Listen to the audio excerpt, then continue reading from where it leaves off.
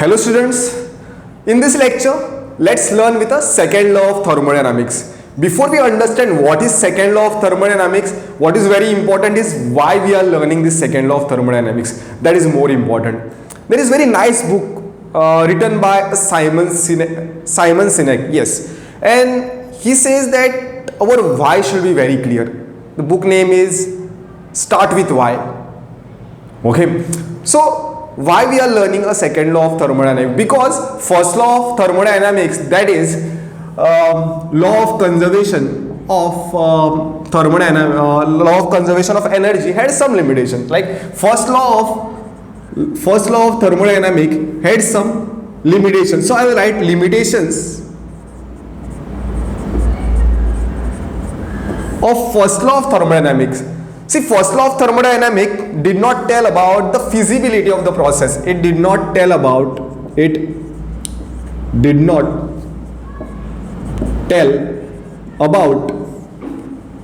feasibility or the spontaneity. I'll discuss this. Feasibility means why certain processes are taking place, why certain processes are not taking place. Feasibility or spontaneity of reaction. It did not tell about thing.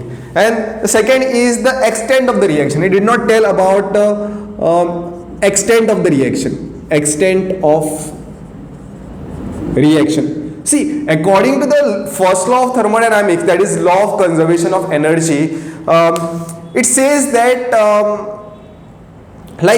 if we take an example like heat transfer. Let's say there is one body, and then there is a body 2. Let's say it is in the contact with this body. Both are in contact, body 2, right? This is at higher temperature T2 and this is at certain lower temperature T1, right? And what will happen? Heat will be getting transferred. Heat will be getting transferred from T2 to T1, means heat is transferred from higher temperature to lower temperature, right? So transfer of energy. But reverse, why heat is not getting transferred from lower body to higher temperature is not explained by what? First law of thermodynamics. It is said that heat is a negative of the work done, right? Means heat is converted to a work. Like if we supply, like I'll give you some very raw example, funny example.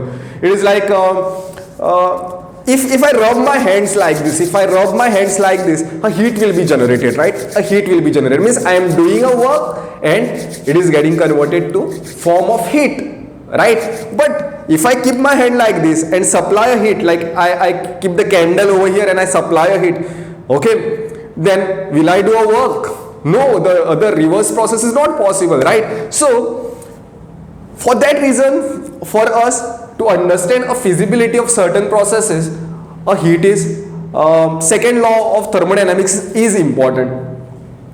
So these are some of the examples we have taken. One of the example, like heat is converted to a work, but work is converted to heat, but sometimes heat is not converted to work, right? This answer is not given by first law of thermodynamics. So we are understanding, that's why a second law of thermodynamics. So there are processes, feasibility. Let's understand what is the meaning of the feasibility or a spontaneity. Okay, feasibility or the spontaneity or a spontaneous processes, spontaneous processes. So let's understand this terminology. Spontaneous processes, the process which happens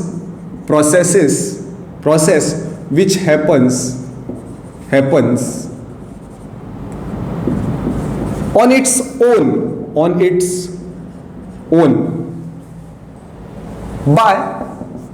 by little push or by little initiation, we can say initiation.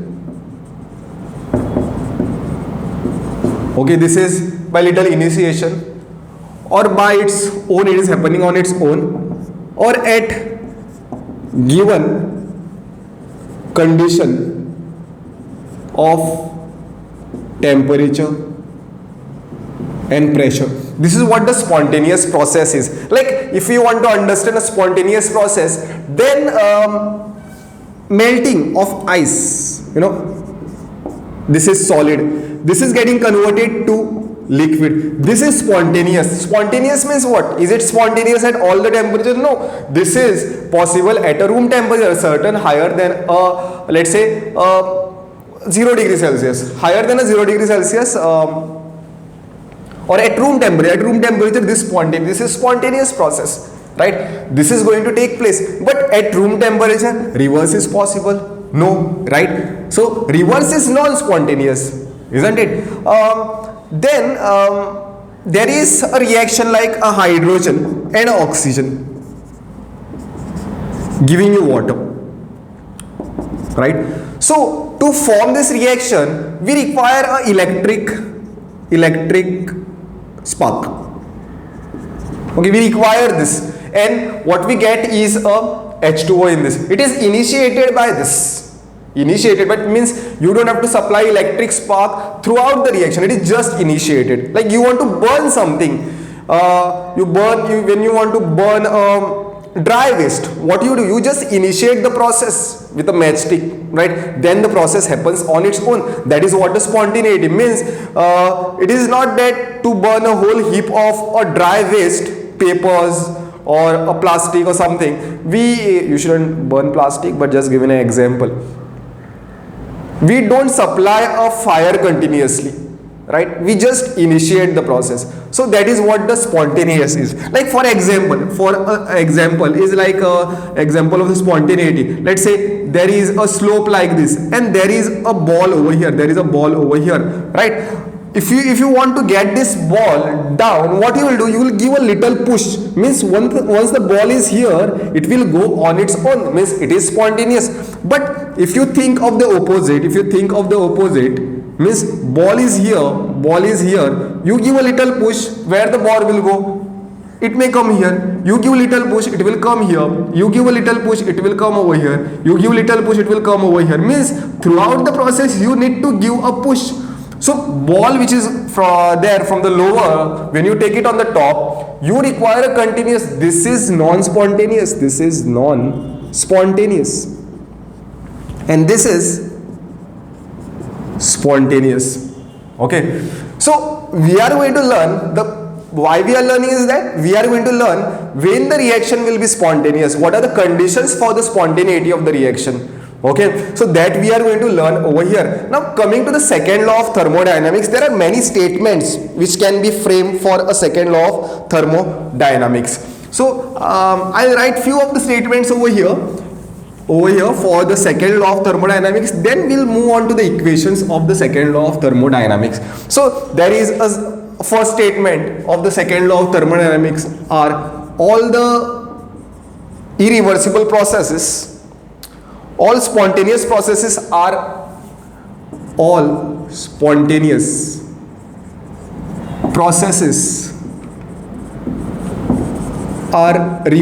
in nature. This is one of the statement. There are many statements. Like other way it could be written, heat cannot pass itself from cold body to hot body, right? Cold body to hot body. So this is one more statement we can write.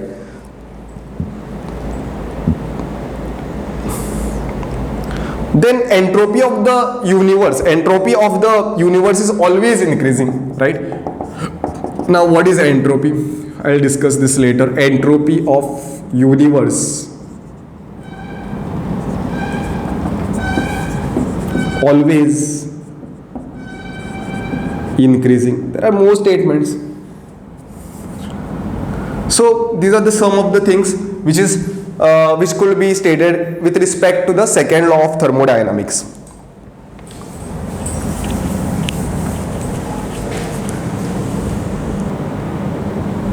So let us understand what is the driving force for a spontaneous processes. So driving force, we are going to learn about a driving force for a spontaneous processes. Spontaneous process. Okay, first we'll consider tendency of the minimum energy. Okay, system will go in the direction to acquire a minimum energy. Minimum energy means when system loses its energy will be lower. So tendency to acquire minimum energy means, what does it say? That exothermic processes means if the reaction is exothermic, then it is going to happen on its own. This was the first idea about, see, this is not 100% true, but it was assumed that because some exothermic processes are going to happen spontaneously. Like for example, H2O is there, H2 and O2, half mole of this, it forms water, right? In the presence of electric spark, it is going to form a water. Here enthalpy release is, value is given as enthalpy release is 286.2 kilojoules per mole, minus means this is what the thing is. Then again, if the reaction between a carbon and oxygen to form a carbon dioxide, this is also exothermic, right? And the value given over here is minus 394 kilojoules per mole. This was the energy which was released. Now the limitation was what, that this isn't true. This is also not true. That there are certain processes, limitations I will write of this, assuming that tendency to acquire a minimum energy is also wrong. Is limitation is that, like melting of the ice, like water and solid getting converted to water liquid. Here when solid is going to lose, is going to get converted to a liquid, when ice is going to get converted to a liquid, when it absorbs the heat, when it is going to absorb a heat, it is going to get converted to what? Liquid. Means over here this process is endothermic. So we have seen the endothermic, there are certain endothermic processes which are also spontaneous. Means this is not a whole and sole criteria for this. So over here enthalpy is given to be plus 44, right? Plus 44 kilojoules. This is endothermic process, right? There are more examples like H2O liquid getting converted to H2O gas or vapors.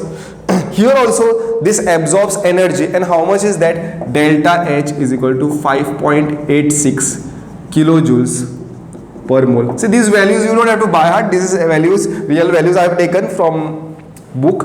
Okay, so just understand that this is also spontaneous, this is also spontaneous. So we cannot decide based on this criteria, tendency to acquire a minimum energy, based on this criteria alone. Okay, understand this, based on this criteria alone. So this was ruled out. Next condition.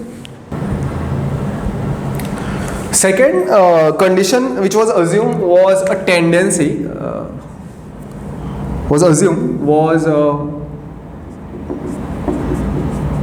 tendency to acquire, tendency for a maximum randomness,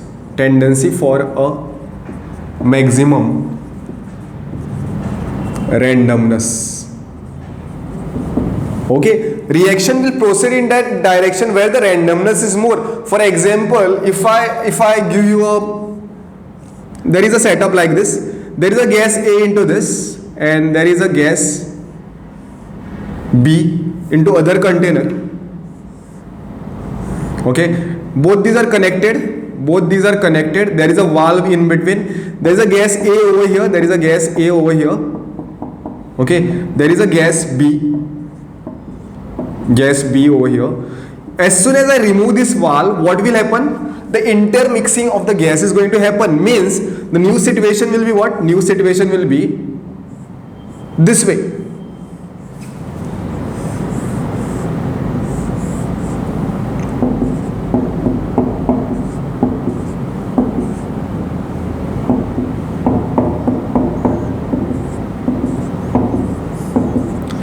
like both A and B. Here there are both AB and AB. They both will mix, right, once the valve is removed. This process, like here, why it is called as, like here there is more randomness. Here there is more randomness. Okay, here it is less random. Okay, here this is less random. Why? See, if you put your hand over here and you will get gas A only, 100%. There are chances that you will get gas A only. But here, this is more random. There are chances that A and B also. This is what the randomness. This process is spontaneous, right? Like this was a condition which was assumed, that reaction will proceed in that direction where the randomness is more. We'll take more example. Like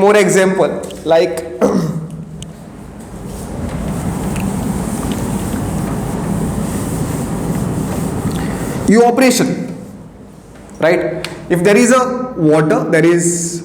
water and this is liquid and this is getting converted to H2O gas, means here it is a liquid, here the water particles are not so random, here the water particles are randomly moving.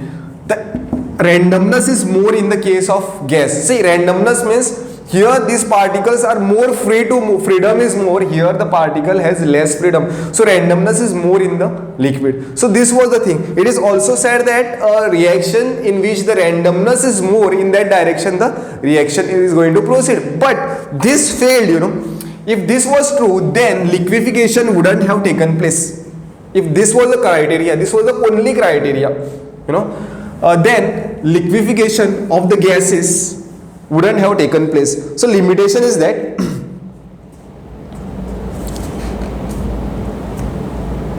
so liquefaction, limitation is that of this process, we can say that this criteria, that tendency for the minimum randomness, limitation is that liquefaction of the gases take place, no?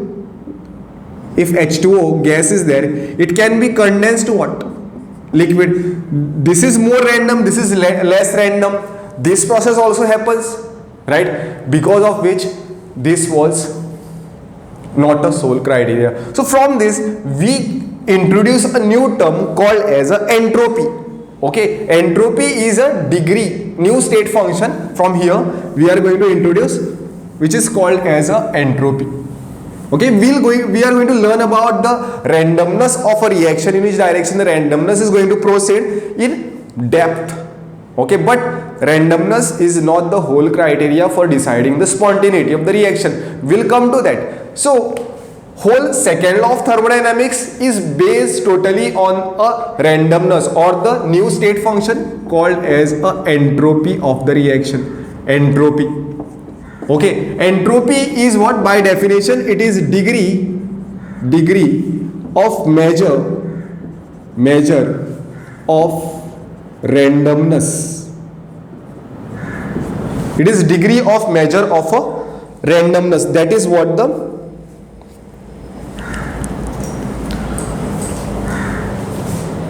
entropy is. Degree of measure of the randomness of a reaction or of a system, we'll say. Degree of measure of a randomness of a system is the entropy. Now to tell you in a simple terms what is entropy, let's say solid, how do we define a solid? The compact one. Okay, they cannot move very easily,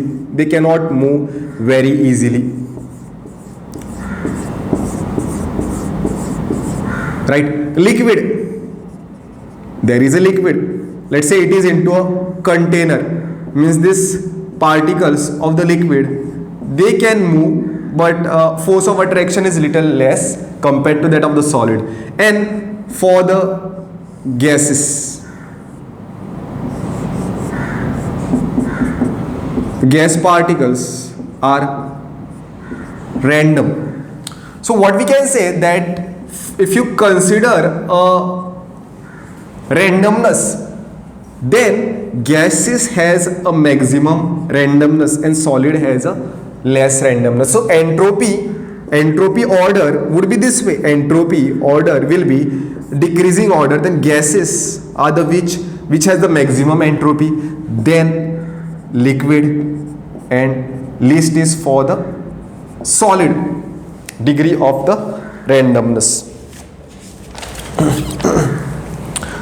So now, what is the relationship of this randomness with temperature? What is the relationship of the randomness? Okay, before we understand the relationship with randomness, what we'll do is, we'll consider a container. There is a container like this, and there are gas particles over here. Okay, this is at temperature T1, right? This is a temperature T1. What you do? You supply a heat to this. When you supply a heat to this, what will happen? When you supply a heat to this, the gas particles will be same.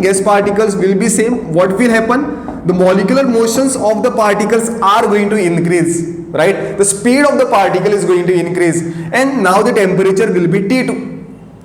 Right? What will happen here at higher temperature? Randomness will be more.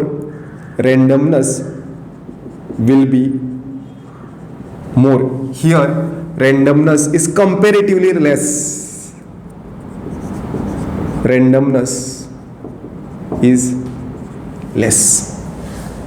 Right? So here, less entropy at lower temperature. Less entropy we can say. And here, high entropy.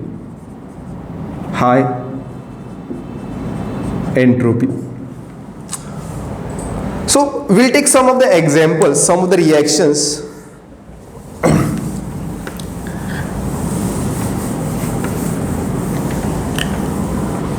We'll take some gaseous reactant. Like there is a nitrogen gas and a hydrogen gas. What you get is 2 moles of ammonia. This is also a gas.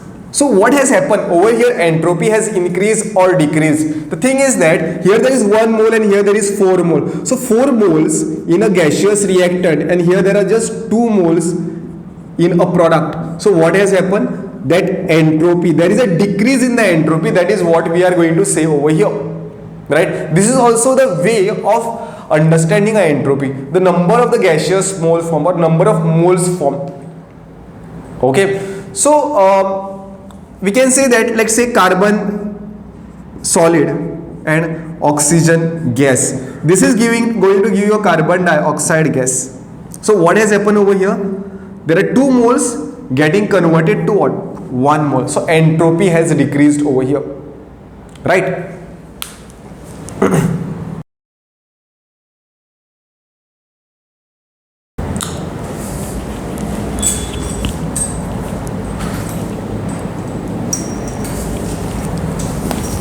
So here, let's take an example. Okay, so you have to identify like entropy, like the enthalpy is also positive, negative. Entropy is also positive. So change in entropy, I mean a change in entropy. What is very important for us is a change in entropy. So change in entropy is given as the entropy of the product minus entropy of the reactant. Means if the product is more and that of the reactant is less, means that reaction process in that direction, right? Means what is the meaning of that? It was considered for the reaction to be feasible, the entropy should be positive, but this was also not 100% true. But let us understand what is the meaning of this positive and the negative. So I'll write one question. So here is a question. During which of the following process the entropy decreases? Entropy decreases means product minus reactant, that entropy change is negative. So freezing of water to ice. See, anyway it is a H2O liquid changing to what? H2O liquid changing to ice,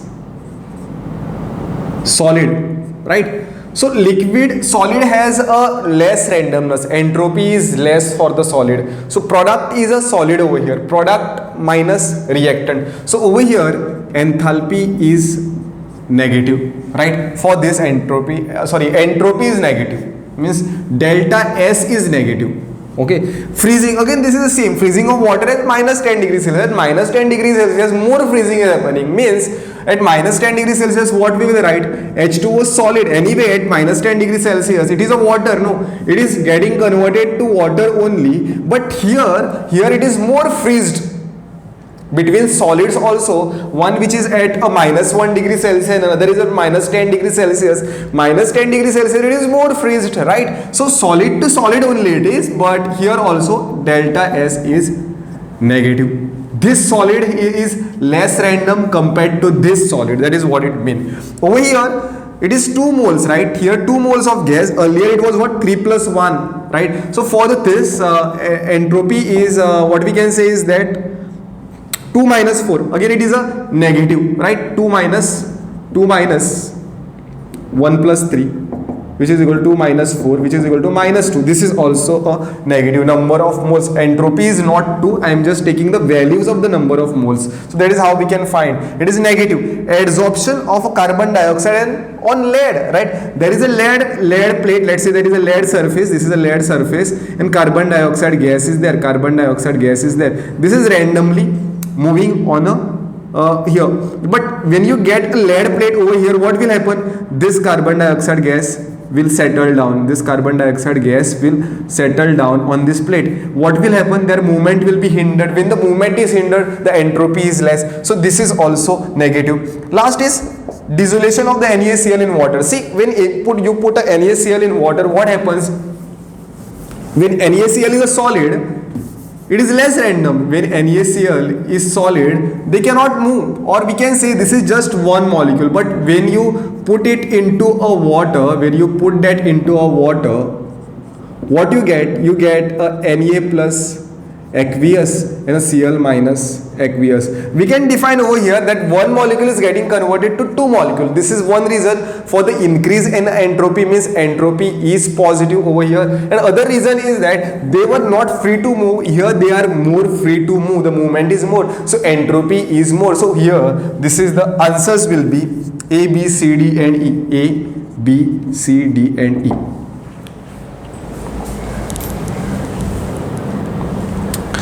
Next, let us understand about the mathematical expression for the entropy change. I'll write over here mathematical expression for entropy change, that is delta S. So delta S, this is for the system, is equal to Q by T. Okay, we can write this to be a delta Q also. Okay, delta Q we can write. So this is equal to delta Q means heat change, or we'll write this to be is equal to Q by T. When you supply a heat, what we can say is that entropy of the system will change when you supply the heat to a system. It is inversely proportional to the temperature. Means what? Let's say there are two systems. Let's say this is a gas,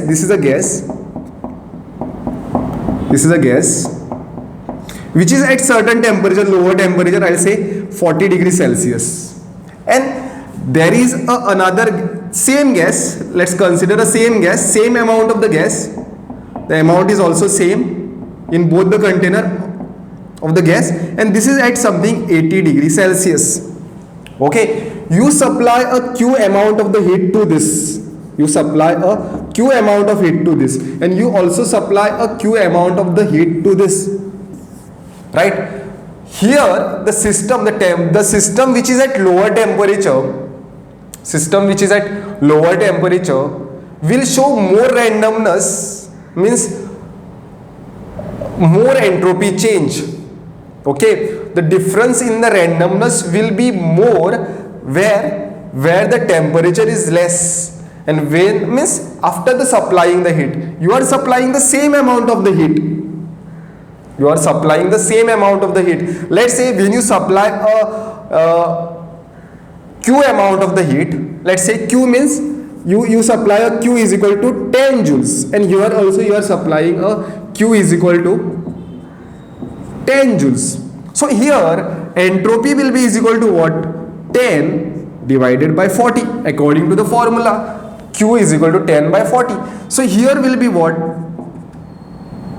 10 divided by 80, right? So in which case the entropy change is maximum at a lower temperature. So entropy change is inversely proportional to what? A temperature. See, don't consider it that way. Means okay, one confusion you may get over here is that the system which is at a higher temperature is more random than a system at a lower temperature. We are talking of the entropy change, right? This is already at a lower temperature and this is already at a certain higher temperature. So entropy change is what? Entropy change is inversely proportional to the temperature. Means change in the entropy will be more if the temperature is low. There is one more thing, we can say entropy of the system. Now if I ask you a simple question, not a change, I am not asking a difference, let's not talk about this. Okay, one system is at 40 degrees Celsius and other system is at 80 degrees Celsius. Whose entropy will be higher? 40, one is at 40 or one is at 80 degrees Celsius. Obviously the randomness of this will be higher, but change in the randomness will be more when the temperature is less and you are supplying the same amount of the heat. That is what the whole meaning of this. This Q could be written as a delta Q also, or a dq, delta Q also. We can write this as a delta Q. Right. See, there are actually two equations. I'll just make this clear for you. We write this as a delta Q. Okay, and then we write this to be ds is equal to dq by dt, dq by t, right? This is when temperature is not constant, and this is when temperature is constant. Understand this. Okay, this is the entropy change. Now what would be units of the entropy change? Unit of the entropy change, it is joules. The unit of this difference will be what? Joules, and temperature is joules per Kelvin, and it is found out for a mole. Okay, it is found out for a moles of the substance. So what we can write over here is we'll write this, we'll change this slightly. This is joules per mole, joules per Kelvin per mole will be the units of the entropy. Then this is extensive property. Entropy is an extensive property. Why? It will depend upon the amount of the substance. More is the amount of the substance, more will be the entropy. Entropy is an extensive property.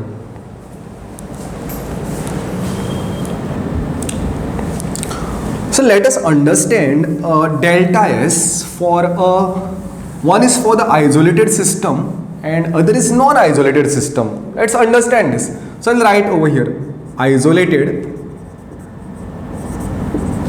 system and other is non-isolated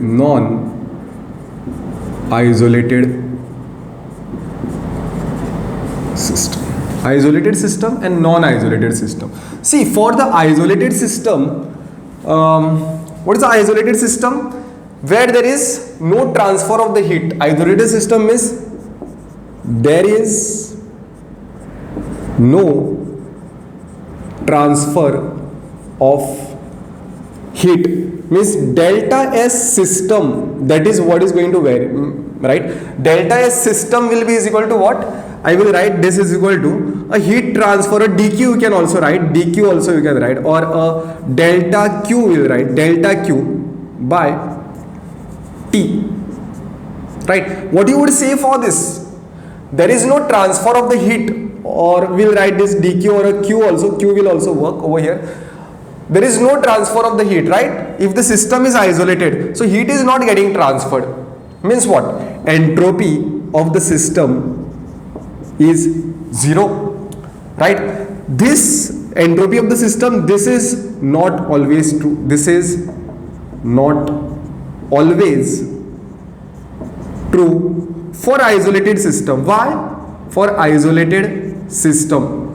Like if we take a isolated system like this, isolated system means walls are insulated and there is no transfer of the heat, right? If we consider this system and there is a wall over here, these walls are what?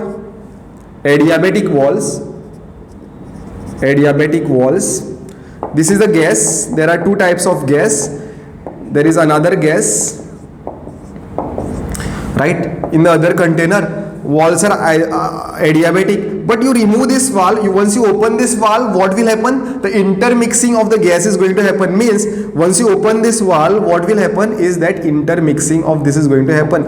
Means some of the gas particles are going to come over here and these particles are going to go over here, isn't it?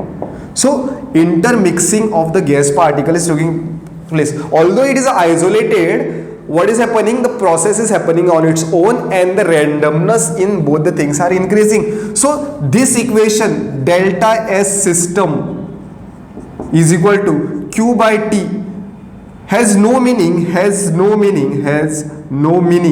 understand this, has no meaning for isolated system. Many times, they may ask you the question, like for isolated system, what is the entropy change? You will think that okay, Q is equal to what? 0. So entropy change will be is equal to 0, right? So this is not true, that for an isolated system, entropy change, or I write over here, for isolated system, entropy change is not is equal to 0, may not be is equal to 0. Okay, but now let us understand for a non-isolated system. Non-isolated system means here a system and the surrounding is also taking part. Both are taking part in a chemical reaction. That is where we land on a second law of thermodynamics. So here system plus surrounding. What does it say is that entropy change of the system plus entropy change of the surrounding is equal to what? Entropy total change. Entropy change total, or we can say entropy change of the universe. This is greater than 0, right? This is a second law. This is a second law of thermodynamics. This is the equation for a second law of thermodynamics. How to understand this? So how a system and the surrounding it is given is that let's consider this only, that there is a solid and this is H2O liquid. Means this is a ice and this is a water,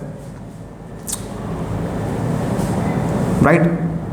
Solid to liquid, or we will consider this opposite. We'll consider opposite, liquid to solid, means water and ice. This process is happening, means this is a water which is losing its heat. Means here what it would be? Delta Q minus Q. It will be minus Q. If I want to write it in this form, it is minus Q by T, or a change in heat, that is minus dQ by T, plus surrounding is accepting a heat, right? This heat is transferred to the surrounding. This is greater than 0. Why this is so? That delta S of the system delta S system is less than 0 and delta S of the surrounding, in this case delta S of the surrounding is much greater than 0, what will be the total of this? Total of this will be positive. So this is what the second law of second law of the thermodynamics says.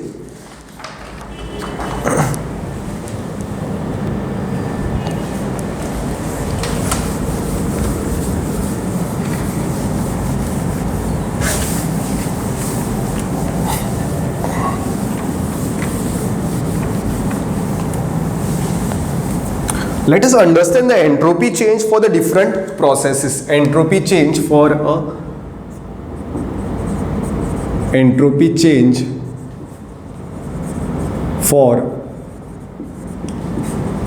different processes. Okay, so first is isothermal process. First is isothermal process. Okay, we'll consider reversible process. So what is delta S system? Means temperature is constant, will be minus dq by t. Okay, if this is minus dq by t, what will be delta S surrounding? Plus dq by t. So what would be the S total? Delta S total, since the temperature is constant, it is both these values you will add, minus dq by t plus dq by t, which is equal to 0. So entropy change total will be what? Is equal to 0. This is the first case for isothermal reversible process. Second is for the adiabatic process. For the adiabatic process, total entropy change will be is equal to what? Let's do this. For adiabatic process, delta S system will be is equal to what? dq by t, no? If it is losing energy, let's say if it is losing energy, minus adiabatic process means what? This itself is 0, no? So delta S system is equal to 0. If system is not losing any energy, surrounding is also not going to accept any heat, so this is 0 by t. So this is also is equal to 0. So delta S total will be is equal to what? Delta S total will be is equal to 0, right? Next is irreversible process at two different temperature. Okay, means irreversible process. Third is irreversible process. Irreversible process. When system and the surrounding are at a different temperature. When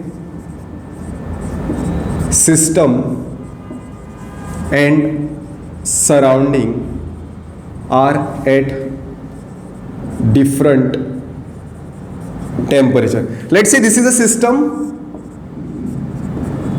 and remaining is what? Let's say I'll write this is the surrounding of it. This is the surrounding of it. Rest everything is surrounding, but I'm just showing this. This is a surrounding. So this is at system is at temperature T1 and this is at temperature T2. Let's say T1 is greater than T2. Let's assume that T1 is greater than T2. So it is going to lose some amount of the Q, right? Some amount of the heat, small, let's say dq amount of the heat is released.